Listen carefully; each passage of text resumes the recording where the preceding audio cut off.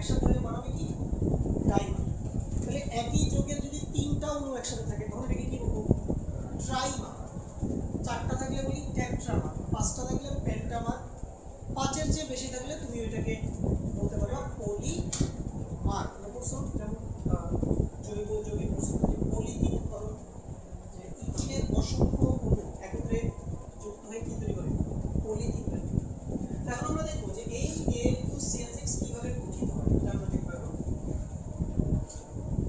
So এটা দেখার জন্য কি করব দেখো, কিভাবে আঁকবো অ্যালুমিনিয়াম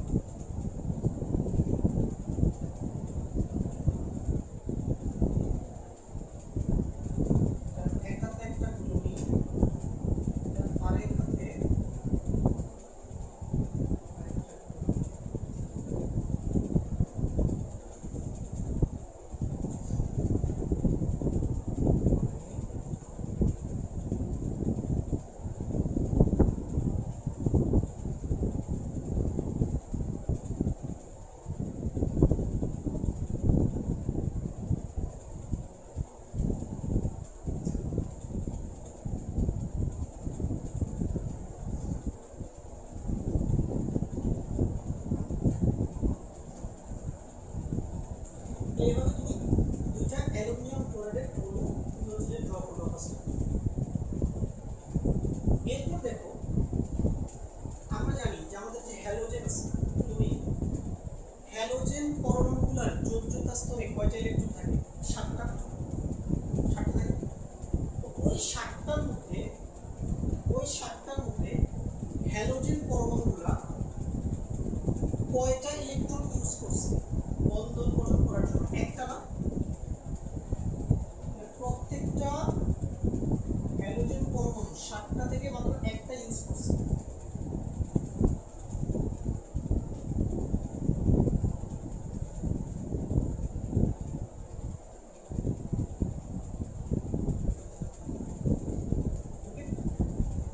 প্রত্যেকটা হ্যালোজেন পরমাণুতে আরো কয়টা ইলেকট্রন অবশিষ্ট রইল? 6টা।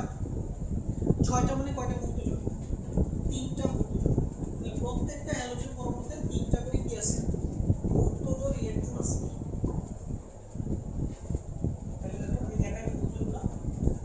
এই একটা, দুইটা, তিনটা। একটা, দুইটা, তিনটা।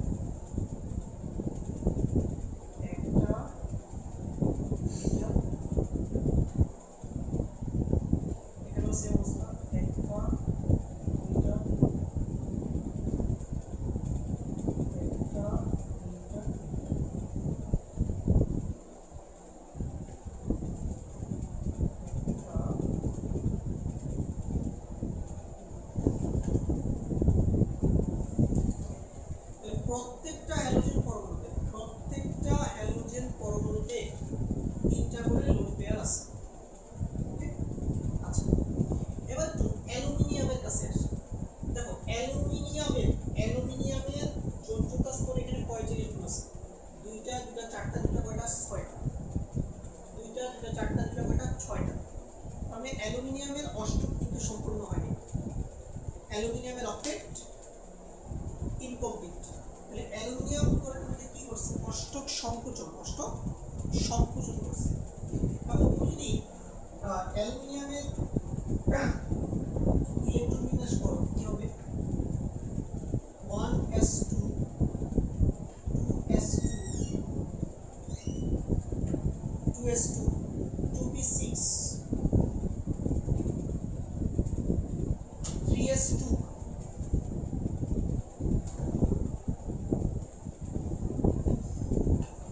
3p1, ঠিক আছে না? 3p1 ঠিক আছে। আচ্ছা, এখন দেখো অ্যালুমিনিয়ামের কিন্তু 3d অরবিটাল আছে।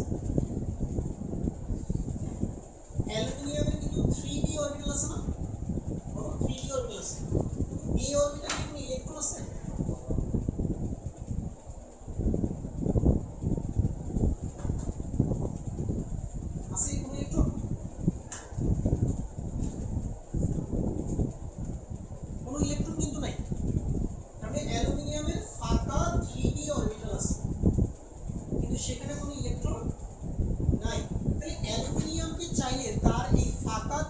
অরবিটালে অন্য কোনো পরমাণু থেকে ইলেকট্রন জোন গ্রহণ করতে পারে না?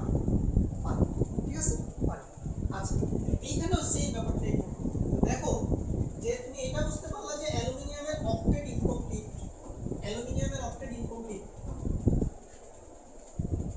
এবং অ্যালুমিনিয়ামের ফাঁকা 3d অরবিটাল আছে। এই জন্য অ্যালুমিনিয়াম কি করতে পারবে, সে এই ক্লোরিন থেকে একটা মুক্ত ইলেকট্রন কি করতে পারবে, গ্রহণ করতে পারবে। এইভাবে আমরা জিনিসটাকে দেখাবো।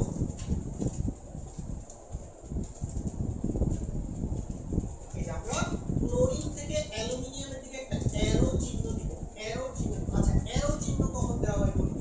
অ্যারো চিহ্ন তখন দিবা যখন ইলেকট্রন শুধু একজনই দিবে। দেখো, নরমাল সমযোজী বন্ধনে যখন তোমার বন্ধন গঠিত হয় তখন দুইজনই একটা একটা করে দেয় না? মনে করো তুমি এই বন্ধনের কথা চিন্তা করো, এই অ্যালুমিনিয়াম বন্ধনের কথা তুমি চিন্তা করো, এখানে ইলেকট্রন কয়টা আছে এই বন্ধনে? প্রত্যেকটা বন্ধনে দুইটা করে ইলেকট্রন থাকে। এই দুইটা ইলেকট্রনের একটা কে দিবে? হ্যাঁ, এই দুইটা ইলেকট্রনের একটা দিবে অ্যালুমিনিয়াম, একটা দিবে অ্যালুমিনিয়াম আর একটা কি দিবে? ক্লোরিন। ঠিক আছে, তাহলে একটা দিবে অ্যালুমিনিয়াম আর একটা ক্লোরিন, একটা দিবে অ্যালুমিনিয়াম আর একটা ক্লোরিন। ওকে, বাট এইখানে কি হচ্ছে, এখানে কিন্তু দুইটা ইলেকট্রনই কে দিচ্ছে? ক্লোরিন। অ্যালুমিনিয়াম কিন্তু কোনো ইলেকট্রন দিচ্ছে না, এখানে অ্যালুমিনিয়ামের কোনো কন্ট্রিবিউশন নেই। তাহলে অ্যারো চিহ্ন কখন দিবা? যখন ইলেকট্রন দিবে একজন। ইলেকট্রন কয়জন দিবে? দিবে একজন, কিন্তু শেয়ার করবে কয়জন? দিবে একজন কিন্তু শেয়ার করবে দুইজন, তখন আমরা অ্যারো চিহ্ন দিব। বুঝতে পারছো? আর নরমাল দাগ কখন দিব? যখন দুইজনই ইলেকট্রন একটা একটা করে সরবরাহ করবে, তখন দিব একটা দাগ। ঠিক আছে, ওকে। তাহলে এই ধরনের বন্ধনকে আমরা কি বলি? এগুলোকে বলা হয় সন্নিবেশ বন্ধন। কি নাম এগুলো? সন্নিবেশ।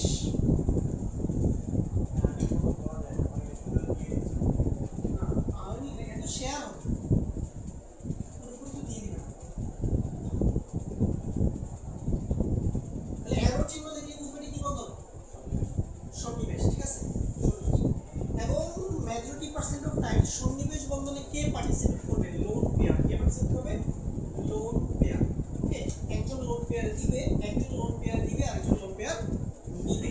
ঠিক আছে, কিন্তু দিবে কিন্তু একজন, লোন পেয়ারটা প্রোভাইড করবে কিন্তু অনলি একজনই, কিন্তু শেয়ার করবে কয়জন? দুইজন। এই টাইপের বন্ডিংকে আমরা বলি সন্নিবেশ বন্ধন। ইংলিশে বলা হচ্ছে কোঅর্ডিনেট বন্ড বা কোঅর্ডিনেট বন্ডিং। লোন পেয়ারের কথা হচ্ছে মুক্তজোর, মুক্তজোর। বাংলা বন্ড পেয়ারের বাংলা হচ্ছে কি? বন্ধন জোর। আর লোন পেয়ারের বাংলা হচ্ছে মুক্তজোর। হ্যাঁ, ইংলিশটা মূলত শিখতে হবে। আচ্ছা, তাহলে বলো এটা সন্নিবেশ বন্ধন কয়টা তৈরি হচ্ছে? একটা। এইখানেও দেখো তো একটা সন্নিবেশ বন্ধন তৈরি হতে পারে না? এই জায়গাটায় ক্লোরিনের কাছে লোন পেয়ার আছে, অ্যালুমিনিয়ামের কাছে ফাঁকা অরবিটাল আছে। এইখানেও তুমি একটা অ্যারো চিহ্ন দিতে পারো। দেওয়া যায়? দেওয়া যায়। ক্লোরিন অ্যালুমিনিয়াম কি ইলেকট্রন দিচ্ছে? দেওয়া যাবে। ওকে, তাহলে এখানে একটা সন্নিবেশ বন্ধন, এখানে কি একটা সন্নিবেশ বন্ধন। এই দুইটা সন্নিবেশ বন্ধনের মাধ্যমে অ্যাকচুয়ালি অ্যালুমিনিয়াম ক্লোরাইডের দুইটা অণু পরস্পরের সাথে কি জোড়া লেগে গেছে। বুঝছো? পরস্পরের সাথে জোড়া লেগে গেছে। এইভাবেই তোমার অ্যালুমিনিয়াম ক্লোরাইডের দুইটা অণু বা দুইটা মনোমার অণু পরস্পরের সাথে যুক্ত হয়ে কি তৈরি করছে? Al2Cl6 বা ডাইমার অণু কি করছে? গঠন করছে। তাহলে আমাকে বলো এখানে সমযোজী বন্ধন আছে কতটা? সমযোজী বন্ধন কয়টা বলো তো এখানে? সমযোজী বন্ধন কয়টা?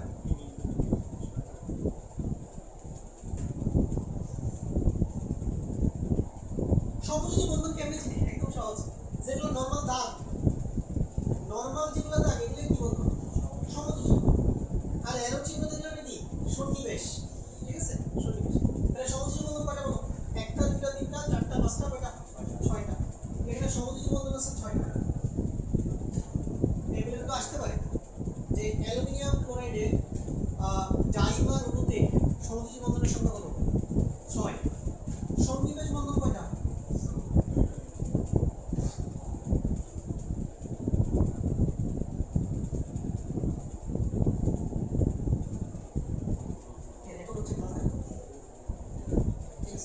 আচ্ছা, তাহলে সমযোজী বন্ধন 6টা, সন্নিবেশ বন্ধন কয়টা?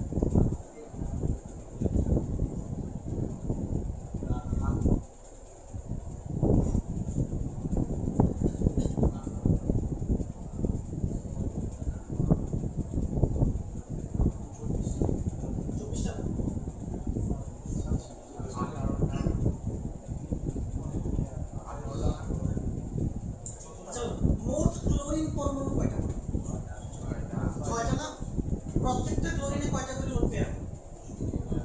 3টা করে লোন পেয়ার। তাহলে মোট কয়টা লোন পেয়ার? 300 কত? 18 না? 18টা লোন পেয়ার আছে। ওইটা ইস্যু না, ওটা কোনো প্রবলেম না। ওটা ওগুলো তো লোন পেয়ার হিসেবেই আছে, ওগুলো তো লোন পেয়ার, এটাও লোন পেয়ার, এদের তো হিসাব করতে হবে। এরা সত্যি কোনো অংশগ্রহণ করছে না, না নিয়ম হচ্ছে ঠিক আছে, লোন পেয়ার অংশগ্রহণ করলেও সমস্যা নেই, তুমি ওটাকে কাউন্ট করবে অলওয়েজ। তাহলে বোঝা গেল এই কোশ্চেনগুলো এখান থেকে আসবে। হ্যাঁ, এমসিকিউতে আসতে পারে।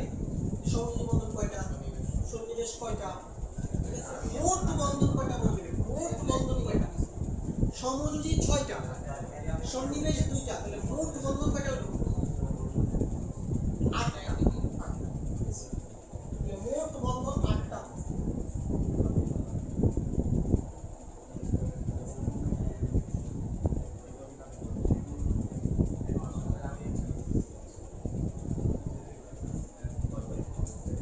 বুঝা গেল?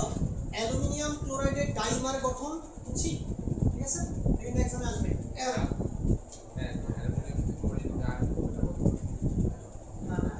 আয়নিক ভাবে বলতে অ্যাকচুয়ালি অ্যালুমিনিয়ামের যৌগগুলা বেসিক্যালি অধাতব বলবো না, আমি অ্যালুমিনিয়াম সমযোজী যৌগ গঠন করতে পারে, এগুলো সামনে নিয়ে আছে পড়াবো। কনসেপ্ট আছে ফাজারের নীতি, ওটা থেকে আর কিছু জানবো।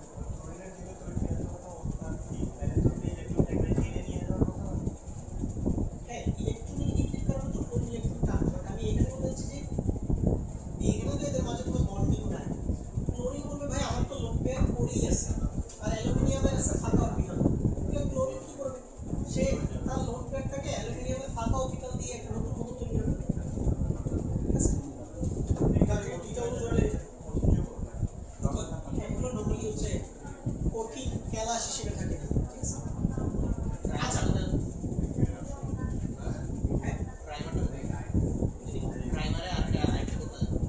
ট্রাইমার, ট্রাইমার হচ্ছে এক্ষেত্রে গঠিত হবে না, এটা ট্রাইমার হিসেবেই থাকে, ঠিক আছে। ওকে, এবার লিখো সবাই, এবার লিখো যে বেরিলিয়াম ক্লোরাইডের ডাইমার গঠন ব্যাখ্যা করো, এটা তোমাদের হোমওয়ার্ক থাকবে। বেরিলিয়াম ক্লোরাইডের ডাইমার গঠন, বেরিলিয়াম ক্লোরাইডের ডাইমার গঠন, বেরিলিয়াম ক্লোরাইডের ডাইমার গঠন।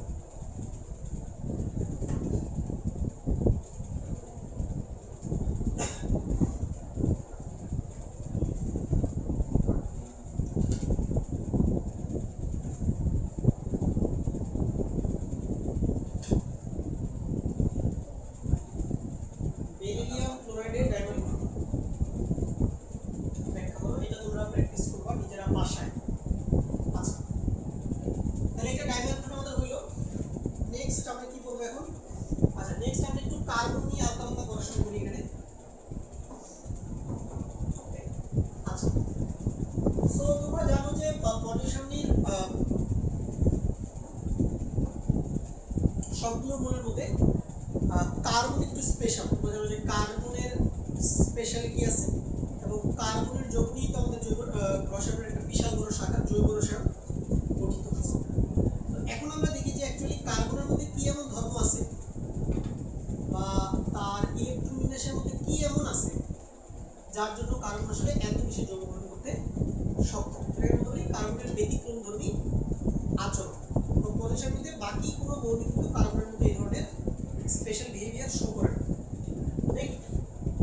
দেখো লিথিয়ামের মতো যে কার্বন তার গ্রুপের বাকি মৌলগুলো থেকে ভিন্ন আচরণ করে, আবার কার্বনের বেশ কিছু রূপভেদ রয়েছে যাদের ভৌত এবং পরিবাহী ধর্ম সম্পূর্ণ আলাদা কার্বনের এমন ব্যতিক্রম আচরণের কারণ। ওকে, প্রথম কথা দেখো, কার্বনের সাইজ অনেক ছোট, কারণ কার্বন কোন পর্যায়ের মৌল? দ্বিতীয় পর্যায়ের মৌল, ঠিক আছে, স্মল সাইজ। দেখো স্মল সাইজ যত হবে তাহলে চার্জ ঘনত্ব তত বেশি হবে। ঘনত্ব মানে কি আমাকে বলো? ঘনত্ব মানে কি যে ভাই জায়গা যদি ছোট হয় তাহলে ঘনত্ব বেশি, আর জায়গা যদি বড় হয় ঘনত্ব কি কম।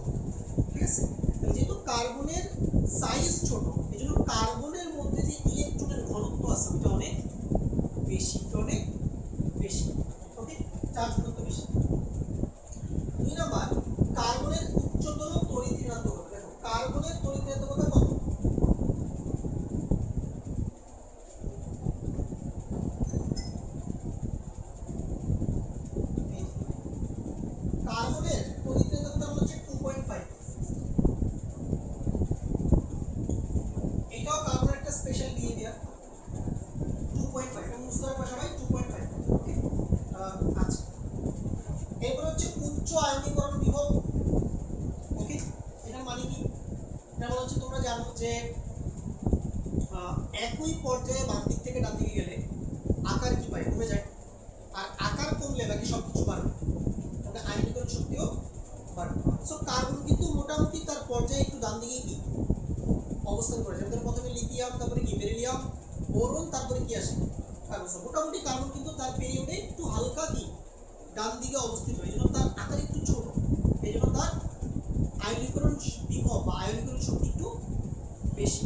কার্বন থেকে তুমি সহজে ইলেকট্রন কি করতে পারবে না, অপসারণ করতে পারবে না। এই জন্য কার্বন ইলেকট্রন বর্জন করার থেকে ইলেকট্রন শেয়ার করতে বেশি কি করে, স্বাচ্ছন্দ্য বোধ করে। কারণ যাদের আয়নীকরণ শক্তি বেশি সেখান থেকে তো ইলেকট্রন সরাইতে কি অনেক বেশি কষ্ট হবে, ফলে তারা সহজে ধনাত্মকভাবে গঠন করতে পারবে না। এই জন্য তারা দেখা যাবে যে কি বেশিরভাগ ক্ষেত্রে কি ধরনের যৌগ গঠন করবে, সমযোজী যৌগই গঠন করবে। আচ্ছা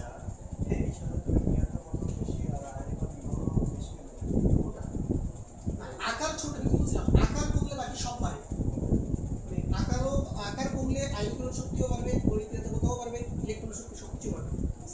আচ্ছা 4 নম্বরে বলছে কি দেখো, যোজ্যতা কক্ষে ডি অরবিটালের অনুপস্থিতি। তোমরা জানো কার্বনের ডি অরবিটাল থাকে না, এই জন্য কার্বন কখনো তার যোজনীকে 4 এর বেশি এক্সপান্ড করতে পারবে না। তুমি সালফারকে দেখো, সে তার যোজনী 2ও মেনটেন করতে পারে, 4ও মেনটেন করতে পারে, আবার কত 6ও মেনটেন করতে পারে। কেন পারে? কারণ সালফারের কি আছে, ডি অরবিটাল আছে। ফসফরাস এই কাজটা পারে, তার যোজনী কত 3ও হইতে পারে, 5ও হইতে পারে, কারণ তার ডি অরবিটাল আছে। বাট কার্বনের কি নাই, কোনো ডি অরবিটাল নাই, এই জন্য কার্বনের যোজনী হাইয়েস্ট কত 4। মাঝে মাঝে কিছু যোগে কত হয় 2 হয়, যেমন কার্বন মনোঅক্সাইড, তবে বেশিরভাগ যোগে কার্বন যোজনী কত 4। ঠিক আছে, যেমন জৈব যৌগ যদি তুমি দেখো সব জৈব যৌগে কার্বন যোজনী কত 4। আচ্ছা এটা বুঝলাম। এরপর সব কার্বনের পরবর্তী আলোচনা। তোমরা কার্বনের একটা রূপভেদ জানো, হীরা। কার্বনের দুটো রূপভেদ আছে না, একটা হচ্ছে কি ডায়মন্ড বা হিরো, আর একটা কি গ্রাফাইট। ঠিক আছে, তো কার্বনের রূপভেদ হিরো কিন্তু খুবই শক্ত। তারপরে এ গ্রুপের অন্যান্য মৌল অপেক্ষা কার্বনের বর্ণাঙ্ক এবং স্ফুটনাঙ্ক উচ্চ।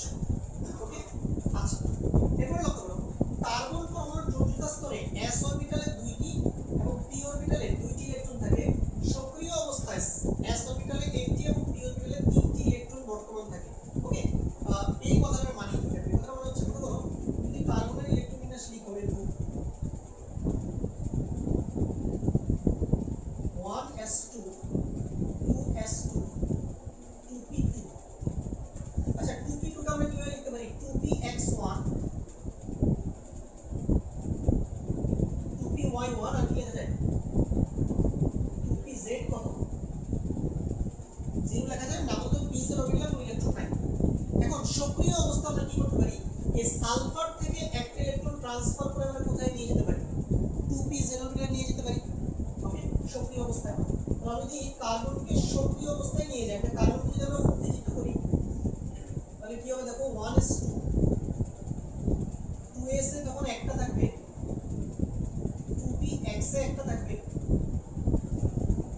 2py তে একটা থাকবে, আর 2pz এ একটা থাকবে। বুঝছো? তাহলে s এ একটা থাকবে, p তে কয়টা থাকবে 3টা। তাহলে কার্বনের অযুগ্ম ইলেকট্রন মোট কয়টা হলো 4টা না, 4টা, এই জন্য তার যোজনী 4। ওকে, আচ্ছা এরপরে দেখো এখানে কি লেখা আছে যে কার্বনের সর্বোচ্চ যোজ্যতা 4 প্রদর্শন করার মতো সামর্থ্য রাখে।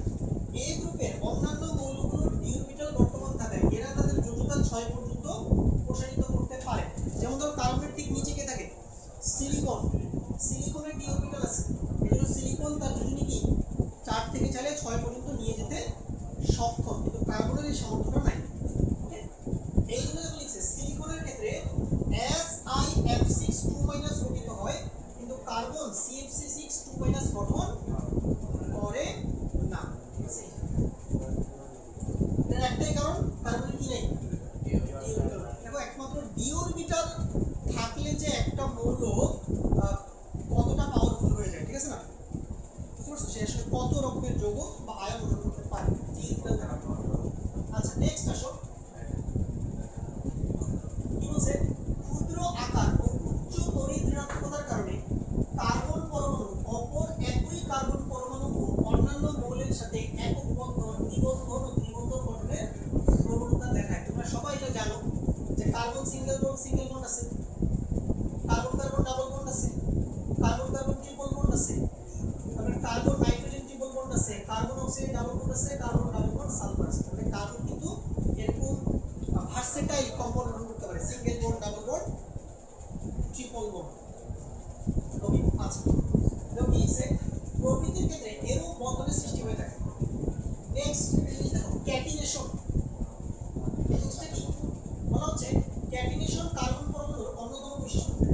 কার্বন পরমাণুগুলো পরস্পরের সাথে যুক্ত হয়ে দীর্ঘ শিকল ও বলয় গঠন করে। কার্বন পরমাণুর ক্ষুদ্র আকার ও কার্বন কার্বন বন্ধন শক্তি খুব বেশি বলে এরূপ ধর্মের সৃষ্টি হয়। কার্বন কার্বন বন্ধন শক্তির মান দেখো কত, 348 কিলোজুল পার মোল। মানে কি, এক মোল কার্বন কার্বন বন্ধন ভাঙতে কত কিলোজুল শক্তি লাগবে? 348 কিলোজুল শক্তি লাগবে। কার্বনের এই ক্যাটিনেশনের কারণে আমরা কার্বনের বিভিন্ন ধরনের যৌগ দেখতে পাই। এর মধ্যে অন্যতম হলো গ্রাফাইট এবং হিরো। ওকে, তোমরা এটা সবাই জানো। কার্বনের অ্যালোট্রপ শব্দের বাংলা কি? বহুরূপতা। ঠিক আছে, বহুরূপতা বা রূপভেদ বলা যায়। যে রূপভেদগুলোর মধ্যে গ্রাফাইট বিদ্যুৎ পরিবাহী, কিন্তু হিরো বিদ্যুৎ অপরিবাহী। তোমরা ম্যাগনেট দেখতে পাই, হ্যাঁ, আর ক্যাটিনেশন হচ্ছে এই যে তোমার অনেকগুলো কার্বন পরমাণু পরস্পরের সাথে যুক্ত হয়ে কি করে গঠন করে, শিকল বা বলয় কি করতে পারে, গঠন করতে পারে। এই ধর্মটাকে আমরা বলে থাকি ক্যাটিনেশন। নেক্সট আসো, এই কোশ্চেনটা দেখো, এটা কোশ্চেন পরীক্ষা আসতে পারে। হীরক তড়িৎ অপরিবাহী, কিন্তু গ্রাফাইট তড়িৎ পরিবাহী। তোমরা 19 করছো, আর এখনো এগুলো আসে, আমার মনে আছে এখন, আমাদের সময় বোর্ডে আসছিল এই কোশ্চেন। এইচএসসি পরীক্ষায় পয়লা গেছিলাম কত কঠিন কঠিন জিনিস, যায় দেখেছি কি আসছে। ঠিক আছে, একটু সহজ কোশ্চেন আসছে, মনের মাধ্যমে মিশিয়ে লিখছিলাম, পাস।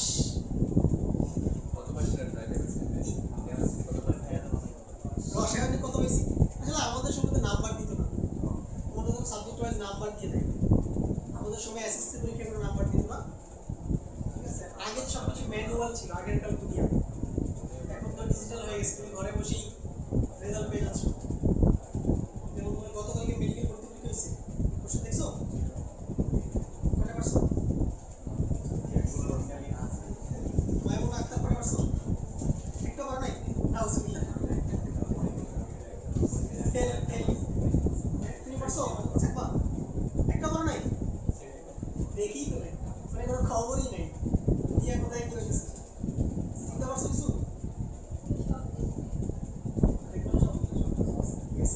আমরা দেখবা লাভ নেই, পারবো না বেশিরভাগই, কিছুই পড়ে নাই। কোশ্চেন সহজই হয়েছে, কিন্তু কোশ্চেন সহজ হলে যাবে না। সবাই নাম্বার বেশি হবে, কাট মার্ক বেশি থাকবে, চান্স পাওয়া কঠিন হয়ে যাবে। মানে কোশ্চেনে অবশ্য বেশি ইজি হয়েছে না, কোশ্চেনের একটা মিনিমাম স্ট্যান্ডার্ড থাকা দরকার। এটা নাই, দেখা যাবে যারা ঘুরতে গেছে, মানে কোনো রকম প্রস্তুতি ছাড়াই যারা পরীক্ষা দিতে গেছে, এরাও চান্স পেয়ে যাবে।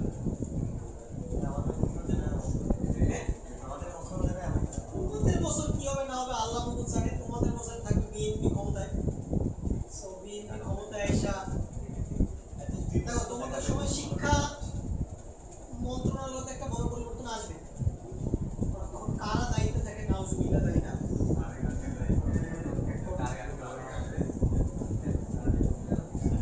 এখন হচ্ছে যে শিক্ষা ব্যবস্থা আবার আগের মতো হবে।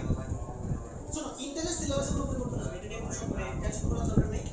ইন্টারনেট সিলেবাসের কোনো পরিবর্তন আগে 5-6 বছর আসবে না, কারণ একটা কারিকুলাম চেঞ্জ করলে এটা মিনিমাম 4-5 বছর লাগে পুরো কমপ্লিট পরিবর্তনটা। সো আগামী 4 বছর তোমরা যেমন আছো তেমনই সব কিছু থাকবে, সেজন্য স্বাভাবিকভাবে পড়াশোনা করতে থাকবে। ঠিক আছে, আর একটা বিষয় হচ্ছে সিলেবাস কি হবে না হবে আমি তোমার দেখার কোনো দরকার নেই, মানে চিন্তা ভাবনা করবে না। তুমি তোমার স্বাভাবিক যেটা পড়ার ফ্লো, এটা তুমি ঠিক রাখো। চলো কি বলছে দেখি এখানে, হীরকের ক্যালাসে প্রতিটি কার্বন পরমাণু sp3 সংকরায়িত। ভাইয়া এখন এগুলো কিছু বুঝবো না, এগুলো পরে রিডিং বুঝবা, সম্পূর্ণ যখন আমরা করব তখন। তাহলে এখন রিডিং করে নাও।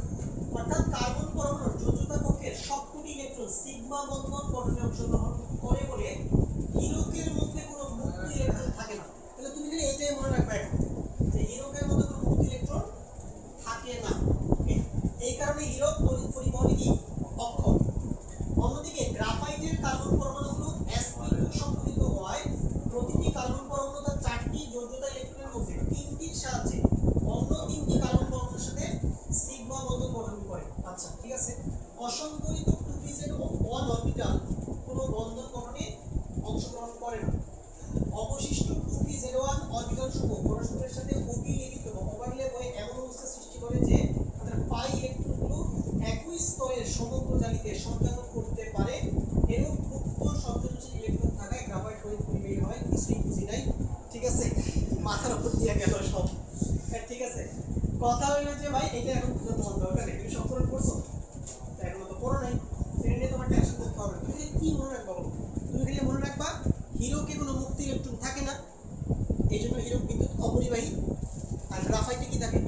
মুক্ত ইলেকট্রন থাকে, এই জন্য গ্রাফাইট কিন্তু পরিবর্তন করতে পারে। শেষ, এতটুকু লিখে দিয়ে রাখবো, ঠিক আছে। এই সংকরণ টকরণ এগুলো পরে আমরা যখন পড়বো সংকরণ ডিটেলসে তখন আমরা বুঝবো। ওকে, এখন বুঝাইলো মাথার মধ্যে যাবে, দরকার নেই। আচ্ছা, এটা একটা স্ট্রাকচারটা দেখি আমরা। এই হচ্ছে হিরোকের স্ট্রাকচার। তুমি দেখো, তুমি এই কার্বন পরমাণুটাকে দেখো, দেখো বলো তো এই কার্বন পরমাণুটা কয়টা কার্বনের সাথে অ্যাটাচ? 4টা না? এই যে এটার সাথে অ্যাটাচ, এটার সাথে অ্যাটাচ, এটার সাথে অ্যাটাচ, আবার এটার সাথে অ্যাটাচ না? তাহলে প্রত্যেকটা কার্বন কিন্তু তার 4টা ইলেকট্রন ইউজ করে ফেলছে না বন্ধন গঠনে। এই জন্য কার্বনের কাছে কোনো মুক্ত ইলেকট্রন আছে? নাই, নাই। তুমি গ্রাফাইটের স্ট্রাকচারটা দেখো, তুমি যে কোনো একটা কার্বনকে টার্গেট করো, ধরো তুমি এই কার্বনটাকে টার্গেট করো, দেখো এই কার্বনটা এই কার্বনের সাথে অ্যাটাচ, এই কার্বনের সাথে অ্যাটাচ, আবার এই কার্বনের সাথে অ্যাটাচ, ঠিক আছে না? তাহলে দেখো প্রত্যেকটা কার্বন তাহলে কয়টা কার্বনের সাথে অ্যাটাচ? 3টা কার্বনের সাথে অ্যাটাচ না? ওকে, তার মানে কি কার্বন তার 4টা ইলেকট্রনের মধ্যে কয়টা ইউজ করছে? 3টা ইউজ করছে, আরেকটা ইলেকট্রন সে ইউজ করে নাই। তাহলে ওই ইলেকট্রনটা মুক্ত অবস্থায় পড়ে আছে ক্যালাস জালিকার মধ্যে, এই জন্য গ্রাফাইট বিদ্যুৎ পরিবহন করতে পারে। ঠিক আছে, আচ্ছা হ্যাঁ হ্যাঁ হ্যাঁ, ছবি দেওয়া লাগবে তো। এটা তাই না, এটা একটা নাইট্রেট একটা না তুমি? নাইট্রেট অনেক ইজি ছিল। নাইট্রেট ইজি ছিল, কি বলো? হ্যাঁ, ওই সি লেখা 4-5 দিয়ে একটা হাত দিয়ে দেয়। শেষ, এটাই। তাহলে এটা কি স্ট্রাকচার? অ্যাকচুয়াল স্ট্রাকচার তো 3D স্ট্রাকচার আঁকতে হবে, হ্যাঁ আঁকতে হবে, প্র্যাকটিস করতে হবে, ঠিক আছে। আনালি নাইট্রেটটা এই দিয়ে শুরু নাইট্রেট করে দিয়ে দিই। চলো এবার দেখি একটু হিরো এবং গ্রাফাইটের মধ্যে পার্থক্য। হিরোকের মধ্যস্থ কার্বন পরমাণুগুলো sp3 সংকরায়িত, আর গ্রাফাইট মধ্যস্থ কার্বন পরমাণুগুলো sp2 সংকরায়িত। আচ্ছা, হিরো ত্রিমাত্রিক চতুস্থলিকীয় গঠন বিশিষ্ট, আর গ্রাফাইট হচ্ছে ষড়ভুজাকৃতির দ্বিমাত্রিক স্তরীয় গঠন বিশিষ্ট। ওকে, 3 নম্বর হচ্ছে ক্যালাসিত স্বচ্ছ অতি উজ্জ্বল পদার্থ। হিরো দেখতে স্বচ্ছ না, প্লেন ট্রান্সপারেন্ট, ওকে, কিন্তু গ্রাফাইট দেখতে ক্যালাসিত অস্বচ্ছ চকচকে পদার্থ। যেমন কয়লারে কেউ পছন্দ করে না, ডায়মন্ডে কি সবাই পছন্দ করে। কিন্তু মজার ব্যাপার হচ্ছে কয়লা থেকেই তো ডায়মন্ড তৈরি হয়, কয়লা থেকেই ডায়মন্ড তৈরি হয়, কয়লা থেকে ডায়মন্ড তৈরি হয়, কয়লা থেকে আমরা নাচছি। 4 উচ্চ গলনাঙ্ক ও ঘনত্ব বিশিষ্ট খুব দৃঢ় পদার্থ, মানে হীরার গলনাঙ্ক অনেক বেশি। আর গ্রাফাইট হচ্ছে উচ্চ গলনাঙ্ক নিম্ন ঘনত্ব বিশিষ্ট বিচ্ছিন্ন পদার্থ। হিরো হচ্ছে তাপ এবং তড়িৎ অপরিবাহী, এটা হচ্ছে তাপ এবং তড়িৎ সুপরিবাহী। ওকে, উজ্জ্বলতার জন্য রত্ন হিসেবে সর্বাধিক ব্যবহৃত হয়, এছাড়া কাঁচ কাটতেও এটা ব্যবহার করা হয়। হ্যাঁ, ঠিক আছে। আর এটা হচ্ছে তোমার পিচ্ছিলকারক পদার্থ হিসেবে তড়িৎদ্বার প্রস্তুত। হ্যাঁ, তোমরা জানো যে তোমরা যখন তড়িৎ রসায়ন করবা, ইলেকট্রোকেমিস্ট্রি, যে প্রশ্ন অ্যানোড ক্যাথোড, হ্যাঁ, ওখানে তুমি দেখবা এই অ্যানোড এবং ক্যাথোড হিসেবে গ্রাফাইটের ব্যবহার সবচেয়ে বেশি। তোমরা ইয়া পড়ছিলাম, মনে আছে ব্রাইনের তড়িৎ বিশ্লেষণ, সোডিয়াম ক্লোরাইডের জলীয়দের মধ্যে তড়িৎ বিশ্লেষণ দেখবা কি ব্যবহার করা হয়? গ্রাফাইট, প্লাটিনাম, এগুলো তড়িৎ হিসেবে ব্যবহার করা হয়। বিশুদ্ধ পানি তড়িৎ বিশ্লেষণ, বিশুদ্ধ পানি বা অ্যাসিড মিশ্রিত পানির তড়িৎ বিশ্লেষণ, ওখানেও তুমি দেখবা কি প্লাটিনাম গ্রাফাইট এর হিসেবে ইউজ হয় তড়িৎ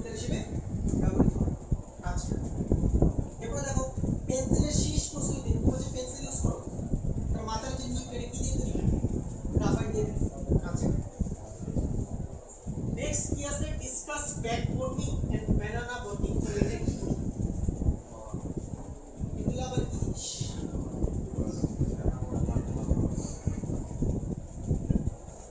discuss back bonding and banana bonding. অন্তত মরসি ভাই আয়োডিন বলতো সমযোজী মতো আর কি সন্নিবেশ করলাম আজকে, একটু হালকা করে আইডিয়া পেলাম। ধাতব বন্ধন করছি, এগুলো আবার কি কলা বন্ডিং। ঠিক আছে, কে কল দেয় ভাই? এত এয়ারপ্লেন মোড দেওয়া দরকার।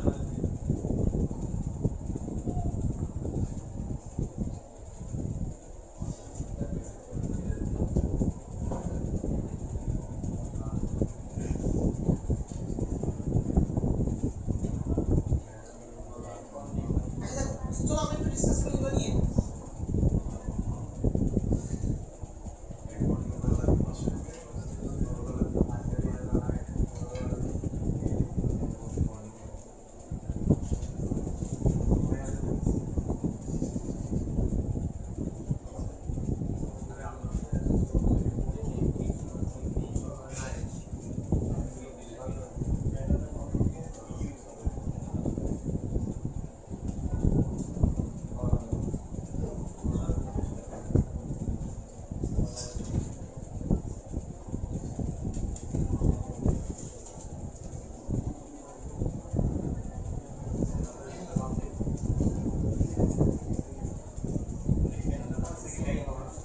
Back bonding back bonding discuss করি।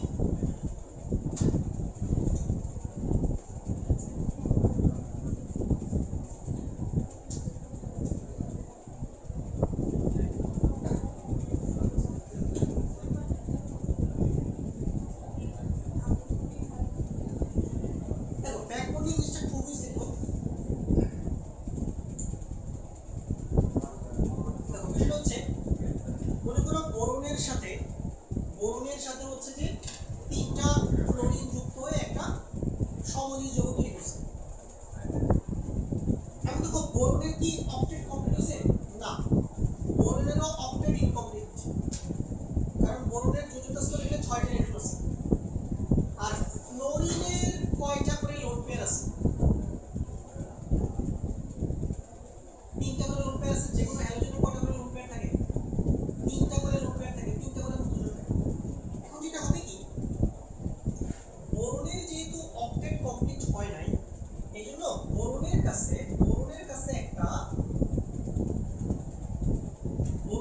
একটা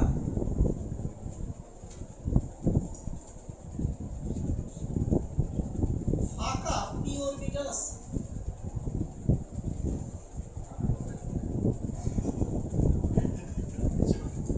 কি আছে বলতো? এটা হচ্ছে একটা পি অরবিটাল। তোমরা যেন পি অরবিটাল দেখতে কেমন, এই যে এরকম, এটা হচ্ছে পি অরবিটাল দেখতে। দুইটা লোব থাকে, দুইটা লোব মিলে একটা ডাবল তৈরি হয়। দেখো এই পাশে একটা লোব, এই পাশে কি আরেকটা লোব, দুইটা লোব আছে। দেখো তাহলে বোরনের এই পি অরবিটালটা ফাঁকা পড়ে আছে না? বোরনের এই পি অরবিটালটা ফাঁকা পড়ে আছে, অর্থাৎ আচ্ছা কিভাবে আছে দেখো, ধরো তুমি যদি বোরনের ইলেকট্রন বিন্যাস করো 1s2 2s2 2p1, ওকে, এটাকে লেখা যায় 2s2 2px1 2py0 2pz। দেখো আমি যদি বোরনকে উত্তেজিত করি তাহলে এই s থেকে একটা ইলেকট্রন 2pz এ চলে যাবে, 2s1 2px1 2py1 2pz। ওকে, দেখো তো ওই যে 2pz অরবিটালে কোনো ইলেকট্রন আছে? নাই না, 2pz এর কোনো ইলেকট্রন নাই। তার মানে বোরনের কাছে একটা pz অরবিটাল কি অব্যবহৃত অবস্থায় পড়ে আছে। ওকে, আচ্ছা এখন এখানে যেটা হবে, এই যে ফ্লোরিন কি করবে, তার এই লোন পেয়ারটা কাকে দান করবে? বোরনের এই ফাঁকা অরবিটালে দান করবে। আমরা এরকম একটা অ্যারো চিহ্ন লিখব।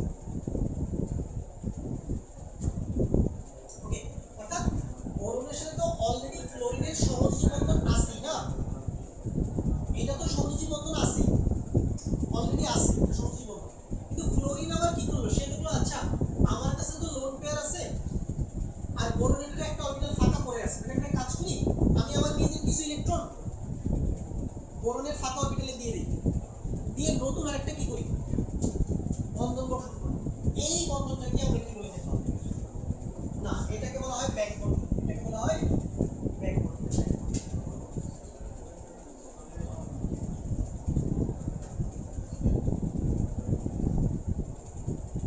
সেটাকে কি বলে, ব্যাক বন্ধন।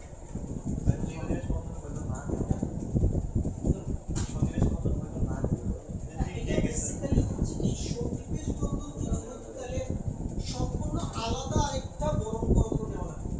মানে এখানে বেসিক্যালি কি হচ্ছে, অলরেডি তো বোরন আর ফ্লোরিনের মধ্যে বন্ডিং আছে, ওই বন্ধন থাকার পরেও ফ্লোরিন আবার বোরনের সাথে আরেকটা বন্ধন তৈরি করতেছে ব্যাক বন্ডিং এর সাহায্যে।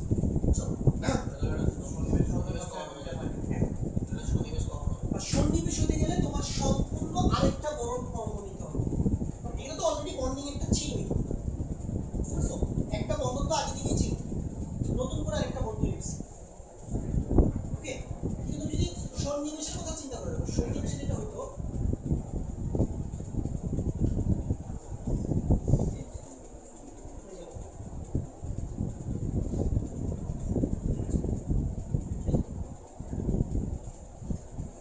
সন্নিবেশে তো আমাকে অলরেডি কি অ্যালুমিনিয়ামের সাথে তিনটা ক্লোরিনের বন্ডিং তো আছে, ঠিক আছে না, অলরেডি নতুন আরেকটা ক্লোরিনের সাথে যদি অ্যালুমিনিয়ামের বন্ডিং হয় ওটা কি হবে, সন্নিবেশ।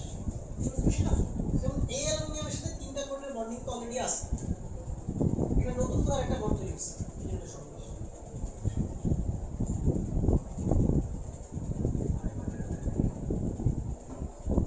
তো বুঝতে পারবে ব্যাক বন্ডিং ইজি জিনিস, ঠিক আছে, এগুলো জানলে হবে, এগুলো নিয়ে তোমার খুব বেশি ডিটেইলস পড়তে হবে না, মানে হালকা একটু কনসেপ্টটা জেনে রাখো, ঠিক আছে। সংজ্ঞা আসতে পারে ব্যাক বন্ডিং কাকে বলে। ওকে, তাহলে ব্যাক বন্ডিং যদি আজকে থাক, ব্যারেনা বন্ডিং পরের ক্লাসে করব।